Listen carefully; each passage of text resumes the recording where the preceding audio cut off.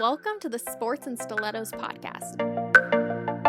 Hello everyone, Rachel V. Hill here. Today on the podcast we are joined by Dannie Rogers. Dannie and I both graduated in December of 2017 and she has taken the sports world by storm. Dannie has officially gone to self-employed as she starts her career in freelancing after working for BCSN in Toledo, Ohio. Dannie also had some amazing opportunities to work on the sidelines with Okmin and Erin Andrews. Take a listen.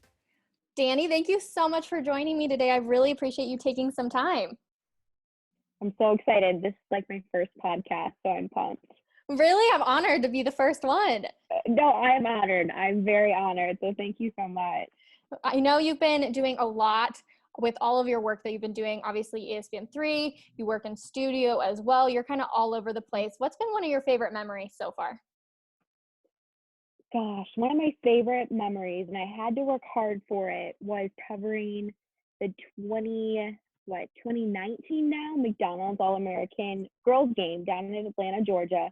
I had to write up like a 4-page proposal to my little local station on why I needed to go cover one of the all-time greatest high school basketball players at the time in Toledo, Ohio.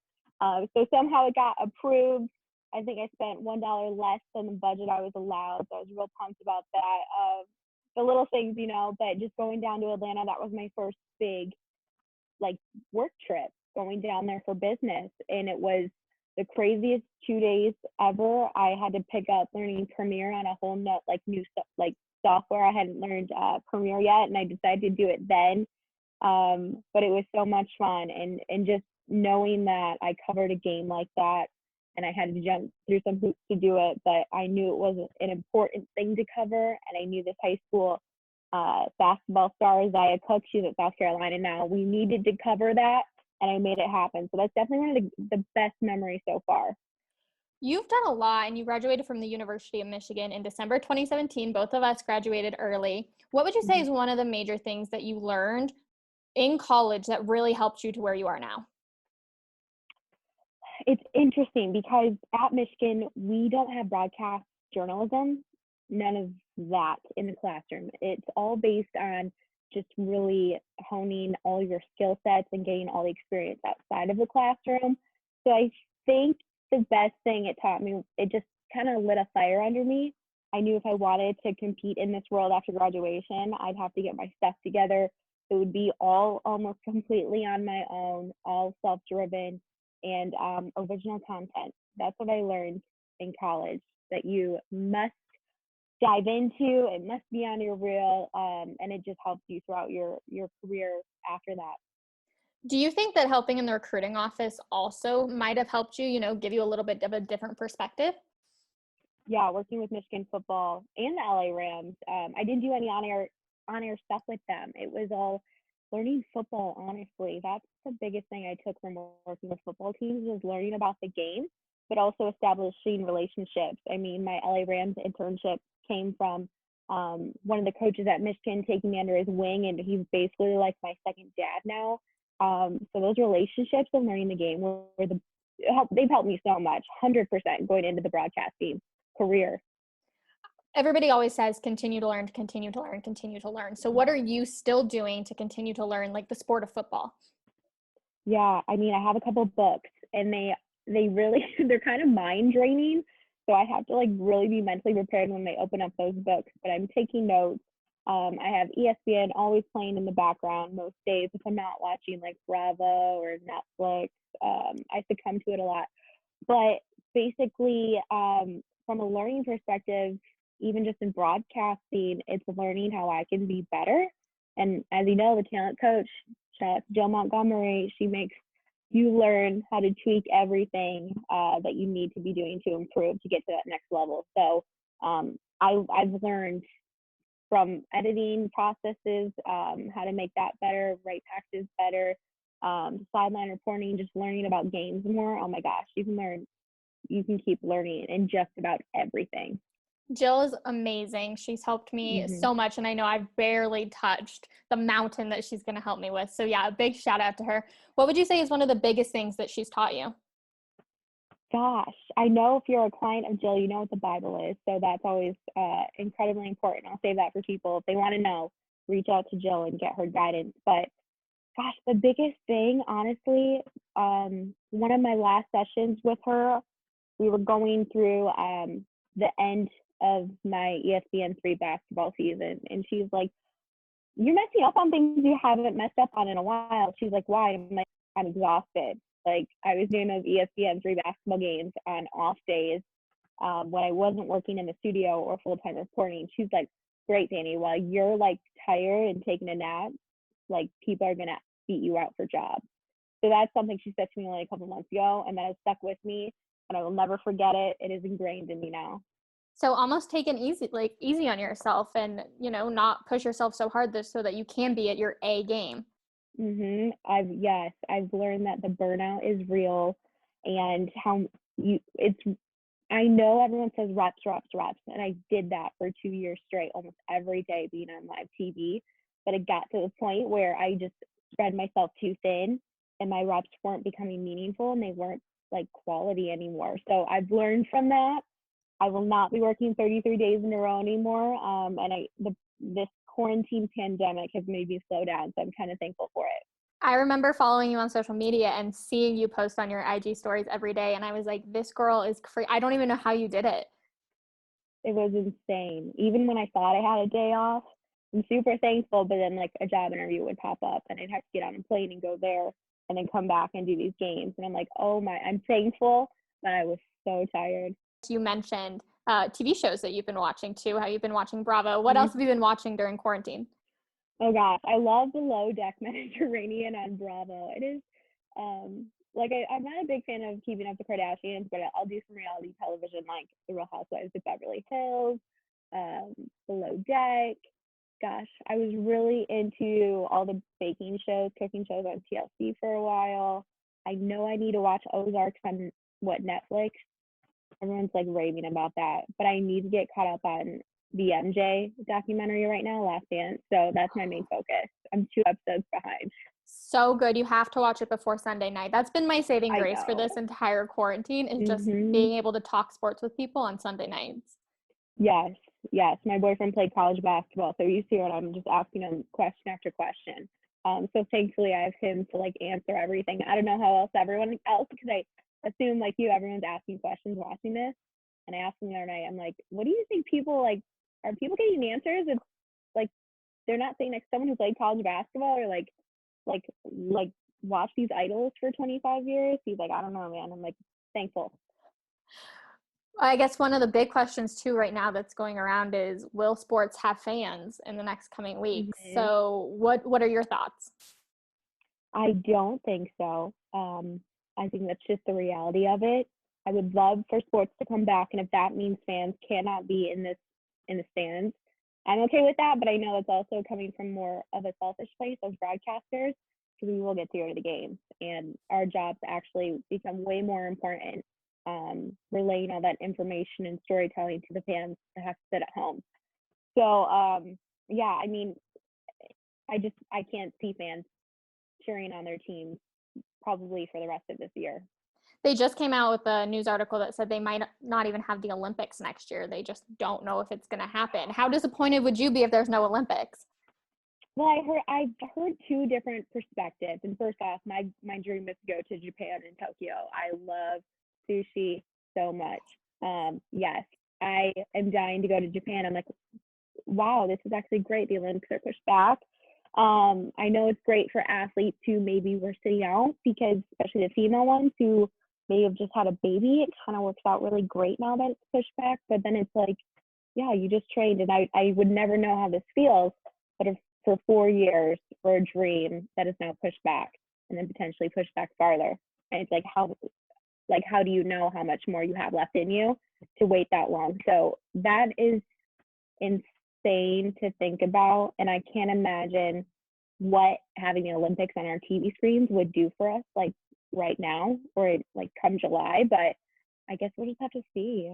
True. What are you doing for work right now? Yeah, so it's either really great timing or really bad timing. The reality of it is I was full-time doing anchoring, reporting for a station here in Toledo, Ohio for just over 2 years and 3 months. And then it just came a natural progression where I was spread too thin and I couldn't juggle all the freelance opportunities with full-time anymore.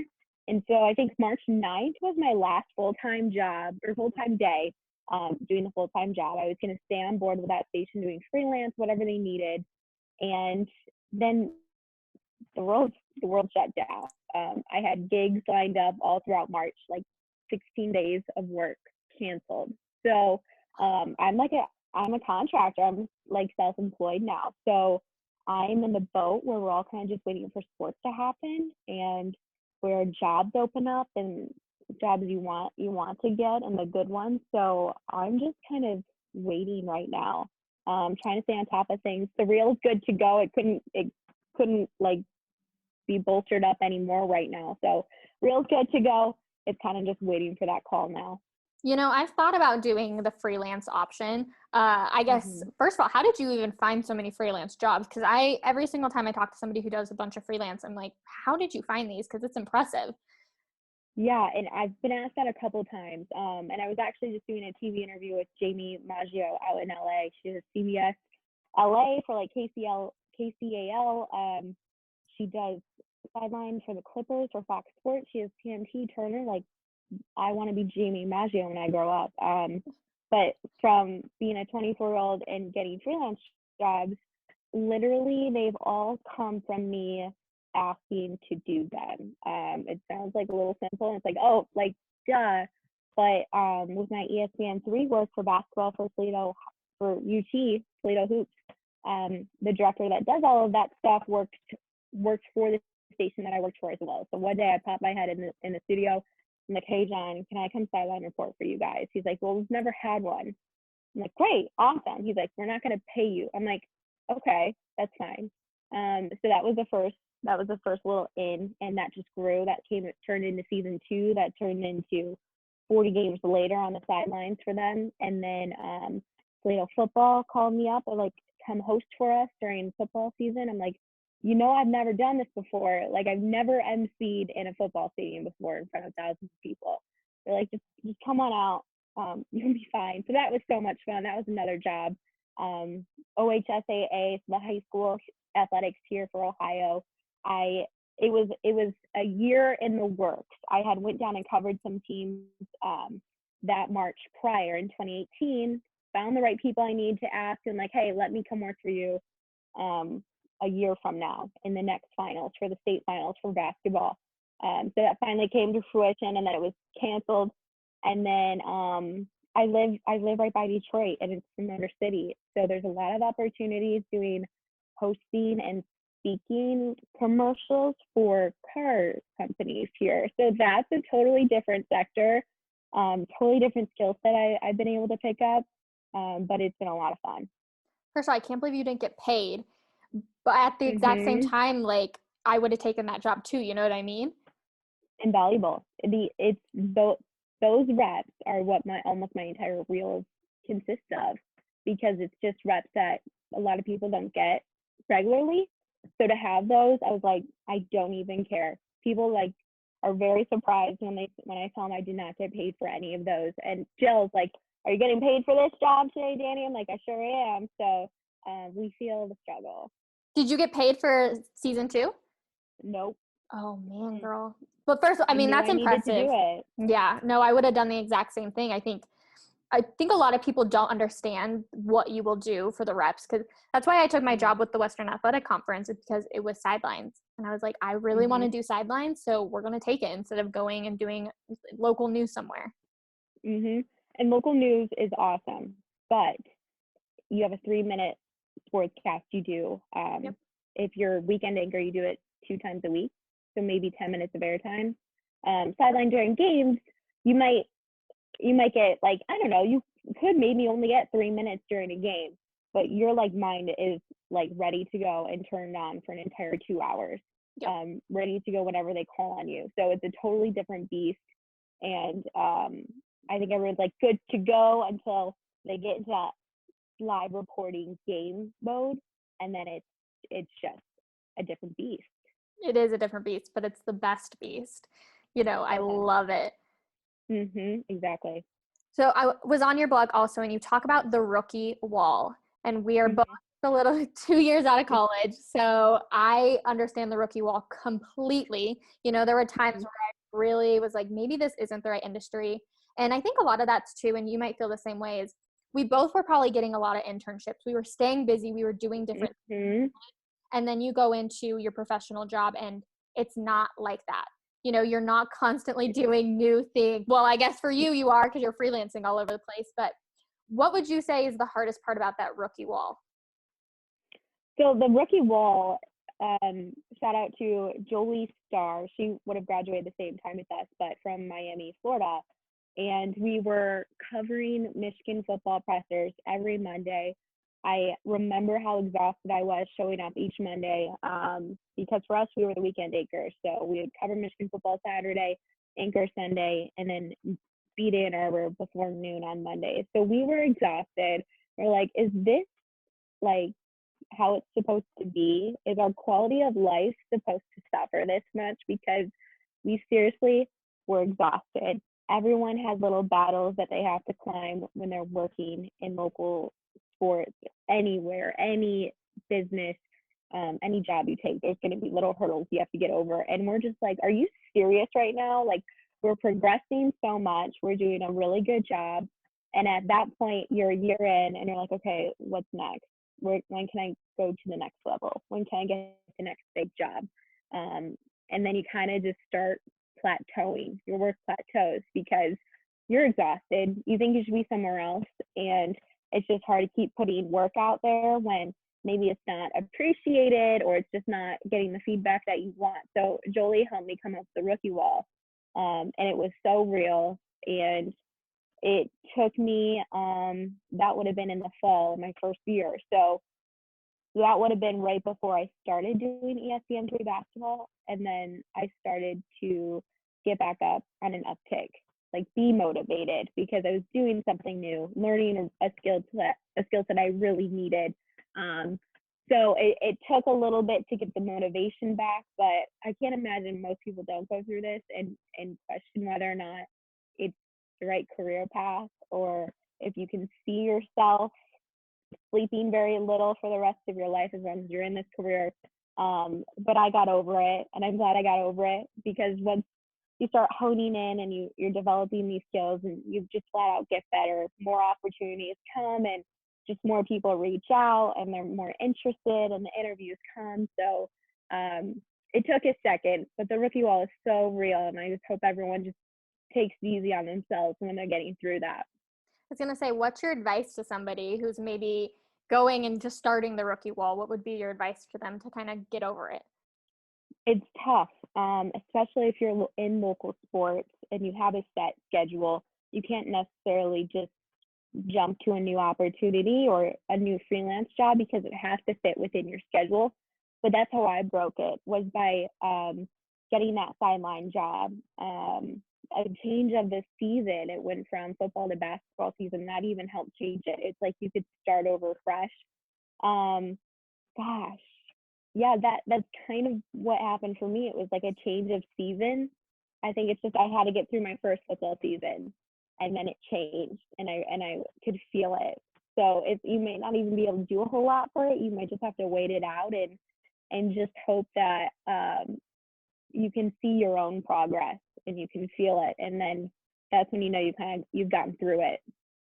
We both have worked with some incredible women. We both kind of started off with Galvanized and Laura Okmin. What was your first Galvanized camp? My first, it's crazy, because I just saw his name in a book. It was with Tom House out in Los Angeles in this beautiful house in Venice, California, with Laura, and there was probably about 20 girls, and that was my first of 4.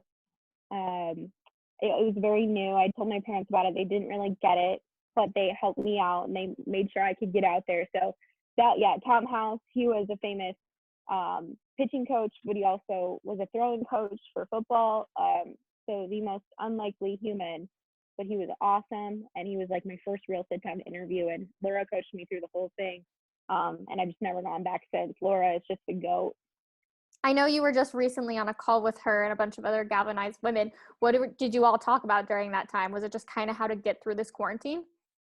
Yes. Oh my gosh, yes. And I assume if you were on it too, one of them, it was finding your north, kind of just finding your purpose right now through all the quarantine stuff, because this is uncharted waters for everyone. So if you can take your focus and really make it specific and dial it down to one thing every day, I think that's huge. So you're not overwhelming yourself, feeling like you're not doing a whole lot, because honestly, we can't right now. So that was just really important to hear from her.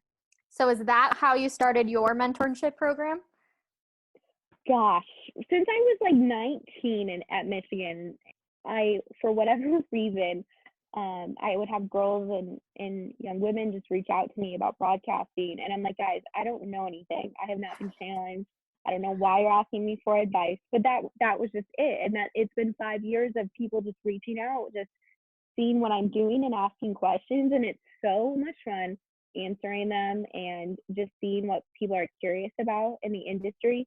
Even when it comes down to like, do they really tell you how to wear your hair or how to dress? Like, to me, that's no right now, but I'm sure that's coming. Yeah, no. So that's how the mentorship program started. I had so much time on my hands. I'm like, okay, I'm going to put a little more into this, because honestly, I hope I never have this much free time on my hands again. But for right now, I'm going to make it a little productive. That's honestly why I started my blog too, is I was like, Mm-hmm. when I was in college, I wanted to find more information. I was like a career Mm-hmm. junkie. I was like, I want Yep. to know everything. And so I kind of just was like researching, and you can't find anything. You couldn't find any how like Mm-hmm. move forward steps besides like the basics. And I was like, man, I want to do something, even if I don't ever make it where I want to, like at least I can Mm-hmm. maybe help one person. So I love to Mm-hmm. see that you're trying to help women too. And, sitting down and talking with me, I do appreciate it, because I think you do have a lot of great advice. Yeah, and no, I appreciate that so much. And it's just, like you said, we didn't really have anyone to reach out to. Like, we had Laura Okmin, who's amazing, but didn't necessarily graduate like within like the past 5 years. Sorry, Laura, I love you. But it's just, that was just the gist of it. I wanted someone who had just gone through the process and could literally hold my hand and walk me through it. And there was no one. And I made it through, obviously, but I don't want other people to feel like they have no one. Don't you remember that feeling of like, I have no idea how to prepare game notes? Oh my God, that was, oh my, I had no idea what I was doing. Oh my gosh. And at Michigan, you get these really amazing opportunities to sideline for like Michigan basketball. So I was out there asking John Beeline questions, and I feel like I just blacked out during all of them. I'm like, what did I even do to prep for this game? Because I didn't talk to coaches or players. I'm like, you don't want to talk to me. I would just like read some articles, like twiddle my fingers. And I'm like, oh my God. So it was a rude awakening. I guess when I got to the first job, and it was like, okay, like we're on, like I'm gonna put myself on calls with all of these coaches and players. I would go out to like practices then in that first 2 years, and just not even bring a camera with me, and just sit there on the sidelines or stand there and just talk to coaches and players. And if I didn't do that, I was not prepared. I did not feel prepared. So I raised the bar. I think that's where half the exhaustion came in, was going to shoot arounds and then going to games as well. But the game prep, oh my goodness, if nothing else progresses in your first 2 years, I hope it's game prep. I feel like that's for all of us. Oh my Lanta. Even now, I still feel like I sometimes am like, I don't have enough content. And Yep. sometimes you're so, I don't want to say nervous to go talk to a coach, but you never want to ask a stupid question, even though Right. there is no stupid question. You know what I mean? Mhm. Yeah, and it's tough because, I mean, first off, I know it's a little intimidating. I've never been told no, which I think everyone needs to hear that. Like, coaches don't really tell you no, especially if you're in a mid-major or low major conference. I cover the Mid-American Conference and their mid-major. No coach has ever told me no, you cannot prepare for your game by talking to me. That's just, they want the information you're sharing with the world to come from them directly. So that helps out a ton. And that was just something that I had to learn and just muster and get better at. How did you get over that, being nervous of like, I don't want to ask a stupid question because I should know this answer? Did you just kind of one day wake up and you were like, you know what? There is no stupid question. It's okay. I'm trying to compartmentalize. That was a big word. The stupid questions and the questions you should know, because at shoot-arounds, sometimes I wasn't completely thorough on why this player wasn't playing. Sometimes they don't tell you why they're not playing, especially if they're in like the starting lineup. It could be illness, could be suspension or something. So it's like whether or not to ask the question, I think has come to my mind more than whether or not it's like not the smartest question. That's a great way to put it. I'm like, should I know this? And I'm like, I researched. It's nowhere. I don't cover this team every day. I was very well versed on Toledo. That was always the home team for me. But the other teams, it's kind of like, oh gosh, should I ask this? And it's better to ask it to the head coach. Or even I would talk to the SID before games, the communications people. They tell you everything, and they tell you what to ask coach and what not to ask coach. They are my saving grace. They're the best humans in the world. That was going to be my next thing, is to talk to an SID, because, you know, if you don't want to ask coach and feel silly or like you should know it, an SID is going to tell it to you, and like no matter what, right? And they're going to be so nice and so honest with you too. Oh my gosh, they're going to be so honest. And and they're going to tell you exactly how to approach it with a coach if you need to actually ask it. So yeah, they're the best. They are the best. What's been one of your favorite interviews that you've done? Oh gosh, this is tough. I've done a few. One of them during the basketball season. Gosh, it was probably 3 days after Kobe Bryant had passed away, and I was doing a post-game interview, and this team had been like just railed on by their coach. He was just like trying to tick them off purposely to light a fire under them. And I think I asked something along the lines of where the motivation came to kick Toledo's butt like they did that night. And oh my God, he like mentioned Kobe Bryant, and that was like tough to like hear, but it was like I smiled as soon as he said it, because that was just super memorable, and that's just, these college kids are just going through that right now. But I've also interviewed Christine Brennan, who started here in Toledo, Ohio. She's an amazing human. And then I've also interviewed Hannah Storm, who couldn't be nicer. So those are definitely at the top. And I know I'm forgetting some. Oh gosh, I feel terrible. All the Galvanized interviews, just interviewing those rookies and what they're going through, have always been huge. So yeah, those would be the top ones. We mentioned a little bit about Jill. When did you decide that it might be the best time to start working with her in your career? Yeah, so I remember I got an email from her. I was in Arizona. It was the Cactus Bowl for UCLA. The coach at Michigan that had taken me under his wing was now the interim head coach for UCLA. So they always take me to the bowl games with them. And I got an email from Jill. So it was probably a couple days after Christmas. I was waiting on my offer letter from this station in Toledo that would ultimately sign with. And Jill's like, I saw your reel. Like, I want to get on this call with you and talk and see if you want to work with me. I'm like, great. I've never been contacted by a talent coach. I didn't really know those were a thing. I had no idea that someone could literally coach you up every week. So I got on the phone with her. It was set by January 1st. I think we had our first session January 2nd. My first day at work was January 11th of 2018. And since then, she's been my ride or die. She's been there. I wish I would have had her in college, because I know. Yeah, I just feel like it would have helped me so much more, and, you know, to go into like a first job to feel more prepared. So I guess if any college graduates or some people that are going to get close to graduating in the next year or so are listening, start working with her ASAP, or a talent coach at all.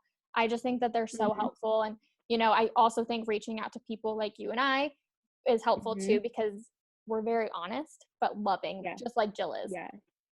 Yes. And the only thing with like, I know I love Jill. I pay for her the quality of her booty kicking. I know I could not afford it in college. So a few girls have contacted me. I'm like, when you got some clips together to put together a reel and you're graduating, reach out to Jill. Have Jill coach you up, put this reel together. When you get a full-time job, really start picking up on the sessions and really start getting to the bottom of it and everything. Because I don't want people to be stressed out in college trying to afford talent coaches. She's expensive. When we didn't, I know, and we didn't have them, and like, we're fine. So, you know, it's a toss up, I guess. Whatever you can afford and have time for. I don't think I would have had time for a talent coach as well. I don't know how, I don't have I don't have time right now, but I make it for Jill makes it for me. So we're just busy, really busy. I love Jill to death. And one of the major things she's always pointed out to me is not to use guys. How hard is that Oh for my you too? God. I was doing so well at it, but by the end of the basketball season, home stretch, I was saying guys. And when it's like girls ask me now to like look over their reels, and I'm like, I'm not going to be super picky, but I'm going to tell you, don't say guys. And also, here's how you hold a microphone. Like, those were so important to me. Definitely. And then but and however too. I'm just like, when I say but, I'm However, like, oh gosh. oh, I know. Oh, that has been. I don't think I've messed up on that, but the guys I have, 100%. Yeah, definitely. One of the Mhm. awesome experiences you had too was working with Erin Andrews on the sidelines, being Mhm. one of her runners. What was that experience like? That's like a dream for so many women. Oh gosh, I like know exactly where I was sitting when I got the email for it. Detroit Lions play on Thanksgiving Day every year. Blessing and a curse. They need to win some games, I'll say that. But I had worked with Laura Okmin on the sidelines for 2 games prior that season. And then Shannon Spake was also on the sidelines one time that I was working. So I had been on the sidelines with Fox Sports 3 times that season. And when the Thanksgiving game rolled around, Fox Sports, the crewing person emailed me, and all they said was, like, Lions are at home, I think, versus Minnesota Thanksgiving Day. Do you want to be a runner for Erin Andrews? And that was all the email said. I'm like, oh, is this real? Is someone pranking me right now? Like, I was a 21-year-old about to graduate, um, and I get this email to shadow one of my all-time idols. So I got on the phone real quick, called my mom and dad. I'm like, guys, I'm gonna have to like be late to Thanksgiving dinner again, which I typically was because I was working at college or whatever. Um, and they were like so for it. They'd been at all the games prior that I would like just be shadowing on the sidelines, watching off Laura at Detroit games. But they decided to stay home for this one and watch it on TV. But that was amazing, and it had just come from putting in the work prior that they actually asked me to do it. And I think like most people, you're kind of scared to meet your idol. You're like, are they gonna live up to this human that I have made in my mind of them? Are they gonna live up to it? And Erin Andrews completely did. At one point, she just saw me on the sidelines because you're not sure. Like, do you walk with her? Like Laura Okmin, you're attached to her hip when you're on the sidelines with her. I'm like, do I walk with Erin Andrews? Do I just sit back and just be super alert? She's like, come on, like let's walk across the field. Like, let's do our rounds. So we walked across the field. Like, security guys were trying to yell at her, be like, you're not allowed here. She's like, dude, this is my job. So it was just like hurdle after hurdle. I mean, fans were yelling from the stands at her. I learned with Laura to pretend that you're listening to your IFB when they do that. So seeing on the regular what Erin Andrews and Laura had to put up with on the sidelines was eye-opening. And I've had to face the exact the taunting will never stop. The taunting won't. It's always going to be there. It's just how well you can disguise yourself into people thinking that you can't hear them when you can clearly hear them. So yeah, no, that experience shadowing Erin was great. She reassured me because at that point I had no job offers. I hadn't even sent out a reel yet, and I was graduating in a month. She's like, I didn't have a job when I graduated either. So that was huge for Erin Andrews of all people to say. So that was just an amazing experience. For somebody who doesn't know what a runner is, can you explain exactly what you were doing? Yes, it's interesting. I'd been a runner for Big Ten Network at Michigan football games. That was more of me going to the grocery store 3 times that day to get food for the crew and lay it out. Literally, that was my job. And then Matt Millen, he was just like recovering. I want to say from cancer. I needed to double check this, but he was kind of ill. It was making sure he had a golf cart to get to the booth at Michigan Stadium because it's a beast climbing that. It was like, it's very little things. But when I was on the sidelines of Fox Sports, like for Andrews, I made her a sandwich. She handed me her credit card. I went and got her a coffee. I held her mic for her. I took pictures of her. Literally, it changes based on what you're doing, but you're there to be the eyes and ears, whatever people need. Even if it's making them a sandwich, you do it. That's I guess the gist of it. Isn't it funny too? Because you always are like, how do they get such great Instagram pictures? Like, is there just a photog that's around? And it's most likely a runner that's taking these pictures of them. Yes, yes. I will say though, I feel like you know it too. Once you're around more, like the photographers that cover the game, like So nice. you befriend them and they just send you pictures as well. So they're my favorite humans too. Right? There's nothing like getting a good Instagram picture and you're like, Mm-mm. thank you so much. Like I didn't even need to come to this game and do my job now that I have this picture. I can sleep now. So yeah, 100%. Right? I don't need I to do feel that. anything. Exactly. What advice did Erin give you, if any, just about kind of managing everything in this career? Gosh, I need to go back and look on my blog post because I had written it all down there. But it's more of her actions that showed me how to balance it all. Um, that entire day was an entire game face. She was just all business. Didn't let any of the taunting affect her. Didn't let any technical difficulties affect her. Just was really on her game the entire time. And running around. When you're a runner or you're shadowing a sideline reporter, you'll probably have like 6,000 steps that day. And that to me is like the biggest sign of how hard you work that day was the steps. So it was just like how well she carried herself was the biggest thing and showing me how to balance it all. I wish I could have picked her brain and we weren't at work. We were just having a coffee. But just what she did that day and what I was able to observe just spoke volumes. I think when I first started, I didn't realize how much you run around and how much you get in people's business as a sideline reporter. You know, like for basketball, you're almost in the huddle like so much of the time. Mm-hmm. You're listening, and I just didn't know any of that when I first started. And so it's just something that you have to learn. And you're right, for football, you're running around like crazy. Yeah, and it's like getting in the huddles, like you said, it's some coaches don't like that, and you have to respect it. Mm-hmm. I was definitely a little more hands off, but sometimes where I would sit for Toledo games, I was almost in the huddle, just on the sideline. So that was super, super convenient. But yeah, it's like it's the little things. People would see me running up and down the court, like tracking down coaches. They're not trying to run for me, I don't think. It's just they have so much on their mind, and they had already agreed to like let me ask them a couple questions, whether it was on camera or off camera. And you gotta run. Like there's no walking in this business. So you gotta make sure your shoes are runnable at all times. So I was gonna say next, you have to have great shoes. What's your go-to? Are you a booties? Are you a tennis shoes, flats kind of girl? That's a great question. Football. I know you guys get like 300 days of like sun out in Denver. So I don't know if you guys can like dress cute during football season, but here we don't, because it's probably 17 degrees out. So it's like the hunter boot, or the Sorel boot, and you kind of look like an Oompa Loompa with all your layers on. I literally have a picture. I'm an Oompa Loompa. Just I'm not dealing with the cold. Like there's hand warmers in my back pocket.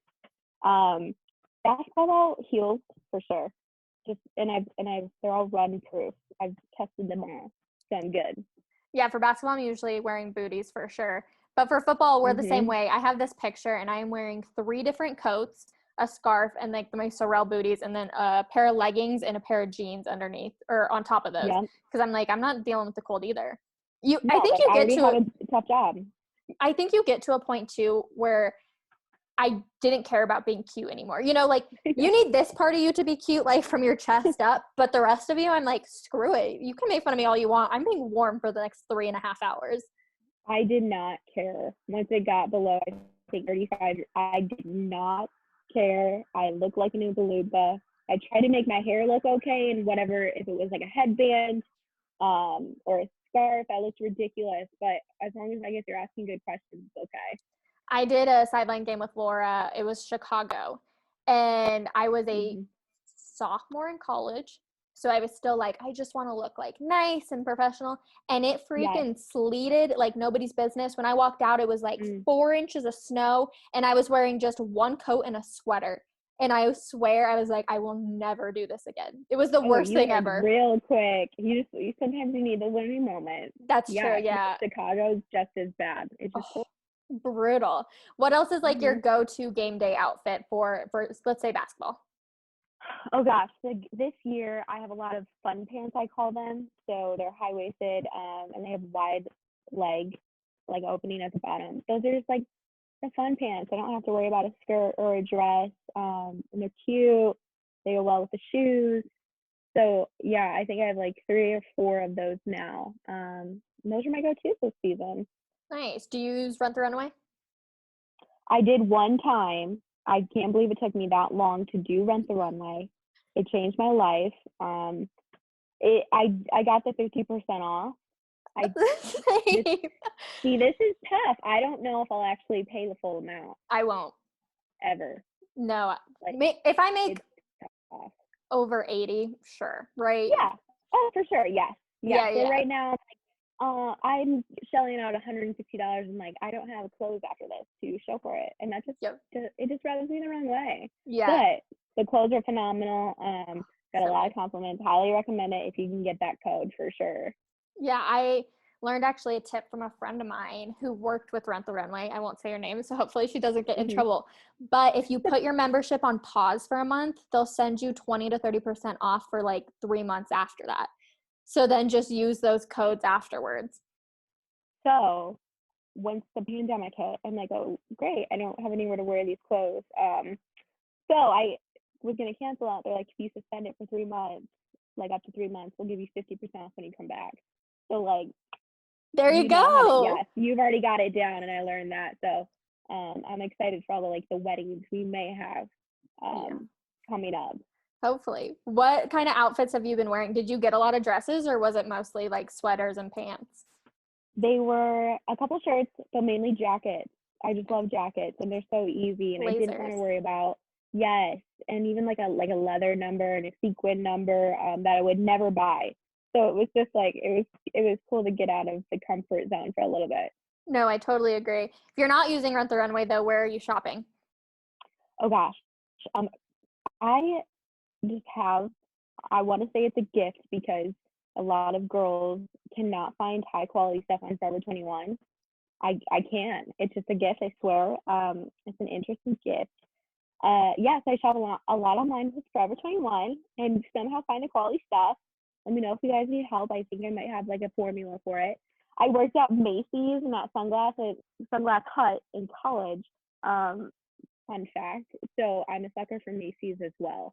I feel like I'm the same way with finding things on the clearance racks. You know, I always used to get compliments and people would be like, where'd you get it? And how much you pay for it? And I'd be like, $6 at like H&M. Yeah. Oh, H&M.